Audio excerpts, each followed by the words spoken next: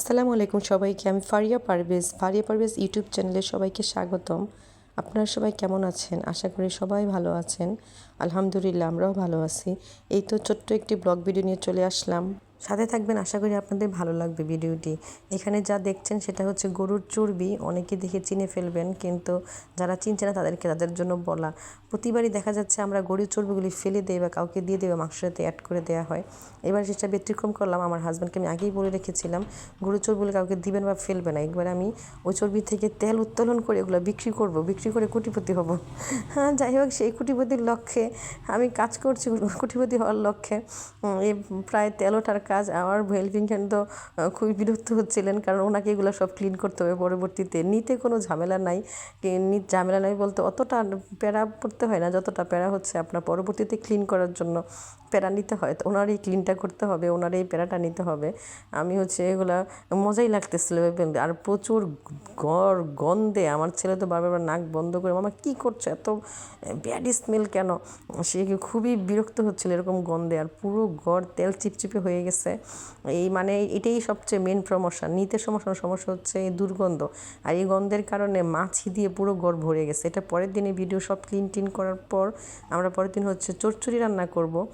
আপনারা অনেকে খুদের ভাত বলেন বা খুদের চাল বলেন। খুদের চালে যেটা, ওটা চচ্চড়ি, সাথে আলু ভাজা।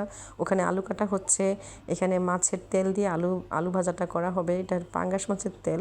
আমরা তেল ফেলে দিই না, অনেকে ফেলে দেয় বা দোকানে রেখে চলে আসে যেখান থেকে মাছ কেনা হয়। কিন্তু আমি নিয়ে আসি, আমরা সবসময় বলে দিই, আমার দেওয়ার যদি বাজার করে বলে তুমি নিয়ে আসবা, ফেলে দিবা না। এটা খুবই শরীরের জন্য উপকার। ডক্টররা বলে থাকেন মাছের তেল শরীরের জন্য ভালো, ভিটামিন হিসেবে কাজ করে থাকে। এই তো এখানে পোলা চাল যেভাবে রান্না করা হয় অনেকটা ওই স্টাইলেই এই খুদের চালটা রান্না করে নিচ্ছি। তারপর সাথে আলু ভাজা তো আছেই, ডিম ভাজা হবে, বেগুন ভাজা আছে, আর ভর্তা তো লাগবে, ভর্তাও আছে। এই তো এখানে দেখছেন যেটা, সেটা হচ্ছে ডিমগুলো আমরা যেই স্টাইলে ভাজি, আপনাদের দেখে খুবই ভালো লাগবে এই স্টাইলটা। যারা নতুন আছেন শিখে নিতে পারেন, ভবিষ্যতে কাজে দিতে পারে। আমরা সদস্য সংখ্যা 5 জন। তো 4টা ডিম ভেঙে একটা চামচের সাহায্যে একটা নির্দিষ্ট পরিমাপে একসাথে ভেঙে সবগুলো মাখিয়ে নিয়ে পেঁয়াজ মরিচ দিয়ে একটা চামচের সাহায্যে ডিমগুলো ভাজা হয়, যাতে সবগুলোতে একই সম পরিমাণ ডিম অ্যাড থাকে।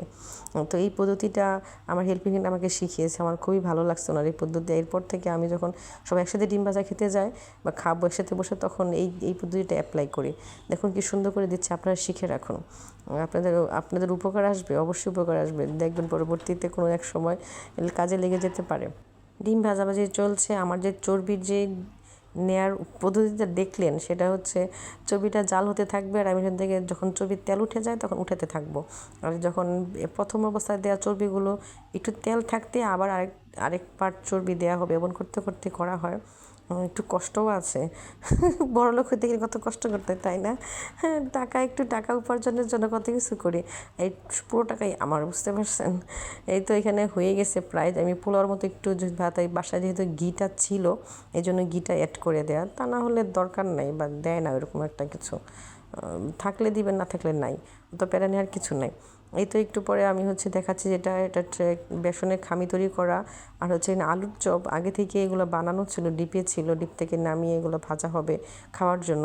কিন্তু দুঃখজনক ব্যাপার হচ্ছে, এটা ভাজার পর টেস্ট নেওয়ার পর দেখা গেলো যে আলুগুলো টকটক হয়ে গেছে, অনেক দিন হয়ে গেছে তো ডিপে রাখা, ওরকম খাওয়া গেল না। সবাই যা একটা করে খেতে পেরেছিল, ওইটাই আলহামদুলিল্লাহ।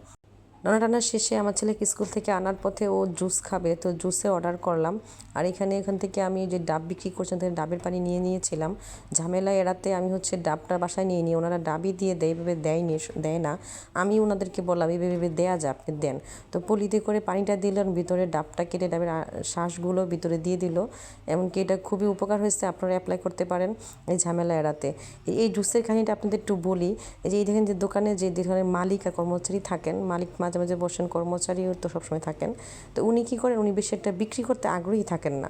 উনি দেখা যাচ্ছে প্রায় অবহেলা করেন, কোনো কিছু চাইলে উনি দিতে চান না। এর আগে আমি একদিন ড্রিঙ্কস চেয়েছিলাম, উনি বের হয়ে দিতে ওনার কষ্ট, উনি দিবে না, নিয়ে নেন নাহলে নাই, এই টাইপের একটা অবস্থা। তো আমি সিদ্ধান্ত নিয়েই ফেলছি যে এরপর মালিককে পেলে আমি এটা নিয়ে কমপ্লেন জানাবো যে আপনি না থাকলে তো আপনার কর্মচারী জিনিসপত্র বিক্রি করতে ততটা আগ্রহ দেখায় না। কারণ এটা তো ভালো না। ওনার না দেখে কী হয়েছে, উনি কি এটা ওনার দায়িত্ব না একটা কাস্টমারকে সার্ভিস দেয়া? যাই হোক, এখানে হচ্ছে আপনার মাংস চড়ানো হয়েছে। এটা আমার হাজব্যান্ড প্রায় কমপ্লেন থাকে, ওর মাংসতে নাকি মশলা বেশি হয়ে যায়, মানে যে কোনো তরকারিতে। তো মাংসটা যাতে ও আরাম করে খেতে পারে, এই জন্য ওকে ডেকে নিয়ে আসলাম, বললাম তুমিই দাও কী কী দিতে হবে। ওর সব কিছু সাজানো ছিল, ও পরিমাণ মতো বলে দিল, ওটা দিয়ে মেখে বসিয়ে দিলাম। একদম হাতে মাখা তেল, মানে অল্প তেলে, যেহেতু মাংসতে অলরেডি অনেক তেল আছে, অল্প তেলের মধ্যে মাখিয়ে বসিয়ে দিলাম, যেটা নর্মালি সবাই জানে কীভাবে মাংস রান্না করতে হয়। তবে আমি যেটা করি, আমার এই গরুর মাংসটাই ভালো, খুব সহজে সিদ্ধ হয়ে যায়। অনেক মাংস কিন্তু সিদ্ধ হতে চায় না, অনেক সময় নেই সিদ্ধ হতে। আমি একটা মাংস রান্নার পদ্ধতি করি, সেটা হচ্ছে মাংস রান্নার ক্ষেত্রে যখন কষানো হয় সিদ্ধ করার জন্য, মাংসের পানি শুকিয়ে চলে আসে, তখন এক গাদা পানি দেওয়া হয় না, অল্প অল্প করে পানি দিয়ে দিয়ে তারপরে এটাকে কষাতে হয়। পাশেই গরম পানি বসানো থাকে, সবসময় গরম পানি দিয়ে করা হয়। যাই হোক, আমার কোটিপতি হওয়ার সেই গরুর চর্বিগুলো এখানে সংরক্ষণ করা আছে, পরবর্তীতে বিক্রি করা হয়েছে। বিক্রি ভিডিও ইনশাল্লাহ শেয়ার করব। হাতে টাকাও পেয়েছি কোটিপতি হওয়ার। আবারও দেখা হবে অন্য কোনো ভিডিওতে। আল্লাহ হাফেজ, বাই বাই, টেক কেয়ার।